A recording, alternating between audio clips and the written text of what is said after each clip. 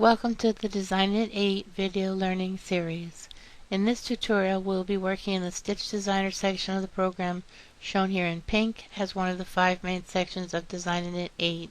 This particular tutorial will be crossing cables new to DesignaKnit 8 as a way of making a cabled knit fabric.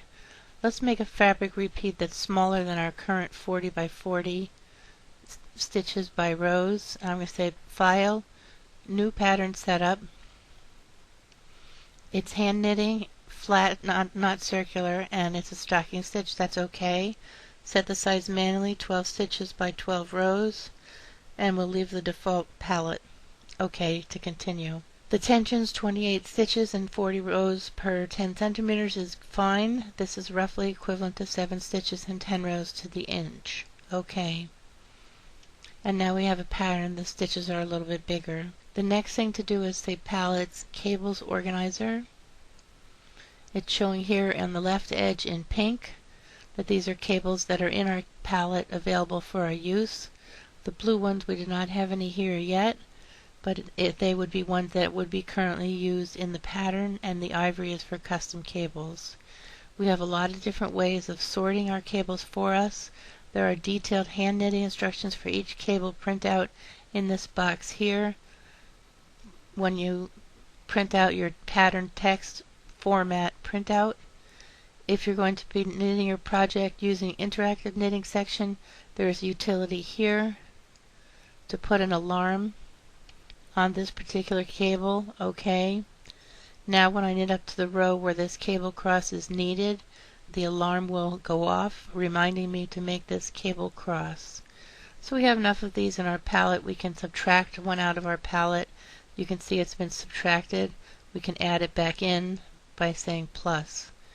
Let's close this. Here's our 12 by 12 stitch and row repeat. Let's start by saying cables right here. This brings up our cable palette. You can see it in a schematic diagram as in a magazine, and you can also see it knitted up. I'm going to say place, and it puts it in this upper left corner. I'm going to drag it with the hand to about here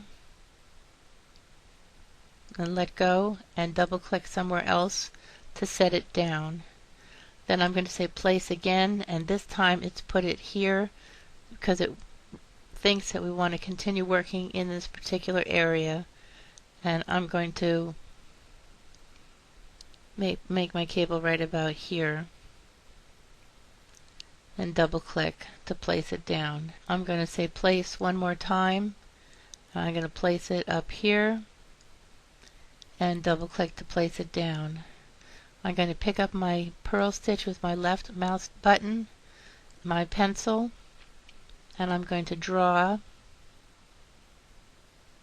these stitches as purl stitches so that I get more contrast next to the cables. And if I close this cable organizer and I turn the pencil off and to view repeats, 1 horizontally and 2 vertically, okay, this is what our pattern repeat would look like, and this looks quite nice. If I use this, if I turn off my fabric with this icon here, you can see the dots here in the boxes means they're purl stitches, and you can see these cable crosses here, and then the knit stitches, the cable cross, knit stitches, cable cross. There's 1 purl stitch here.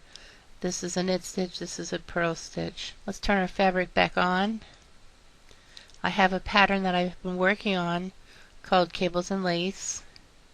I'm not going to save these changes. And this is a sweater I'm working on. I'm going to click here. I'm going to select a pattern box here.